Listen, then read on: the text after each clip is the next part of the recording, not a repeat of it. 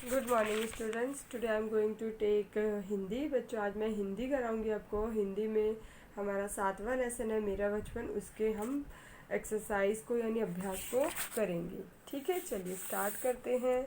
सबसे पहले है हमारे यहाँ पे शब्द अर्थ है बच्चों, ये सभी आपको करने हैं शब्द अर्थ। ओके, सबसे पहले हमारा दिया है, इसमें हम करेंगे, हाँ से स्टार्ट करेंगे। पहले हमारे प्रश्न उत्तर दिए, तो प्रश्न उत्तर आप ये करना, जो ज़रूरी है वही करना है। लेखक के बचपन में सड़कों पर कौन कौन सी सवारियां चला करती थीं? तो इसका सही आंसर है, लेखक के बचपन में सड़कों पर जो है सड़कों पर घोड़ा गाड़ियाँ दौड़ा करती थी। ये फर्स्ट क्वेश्चन का आंसर है। सेकंड क्वेश्चन है इसमें, लेखक बाबू लोग कार्यालय जाने से पहले क्या क्या करते थे? वे कैसे कार्यालय जाते थे?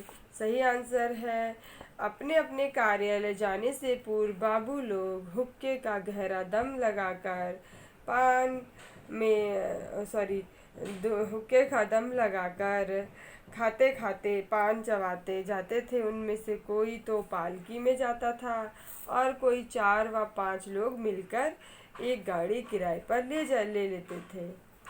उसके बाद थर्ड क्वेश्चन है, बादाम वृक्ष के बारे में क्या कहानी प्रचलित थी?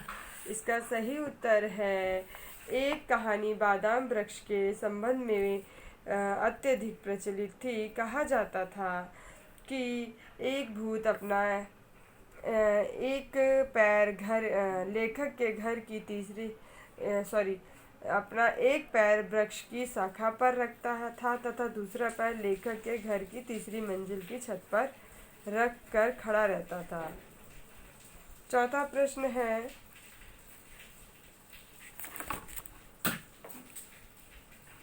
लेखक के बचपन में पीने का पानी की क्या आवश्यक व्यवस्था थी?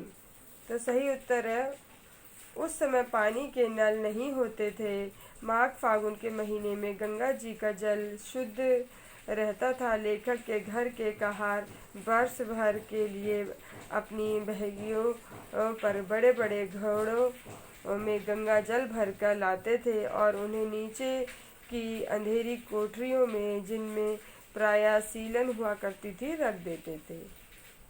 ठीक है, ये आपका फोर्थ क्वेश्चन का आंसर है।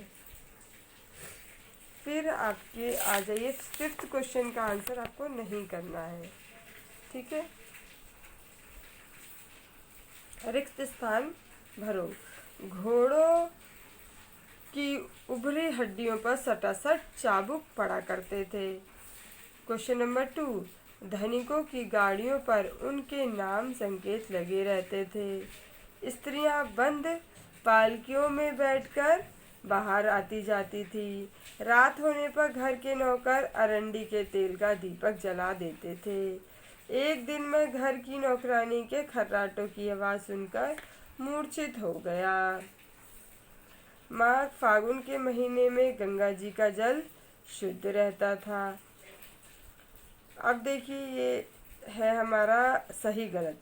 नगर की कच्ची सड़कों पर घोड़ा गाड़ियाँ घूमा करती थी। सही। बाबू लोग मोटर गाड़ियों और बसों में चढ़कर कार्यालय जाते थे। गलत। स्त्रियां बंद पालकियों में बैठकर आती जाती थी। सही। ग्रीष्म और वर्षा में स्त्रियां छाता लगाकर घूमा करती थी। गलत। सड़कों पर बिजली के तेज बल्ब जला करते थे। रॉन्ग। ये सभी यहाँ पे रॉन्ग है। इधर लगे हुए हैं तो इधर नहीं, तो मैं इधर लगा दूंगी, दिखाई नहीं दे रहे उधर।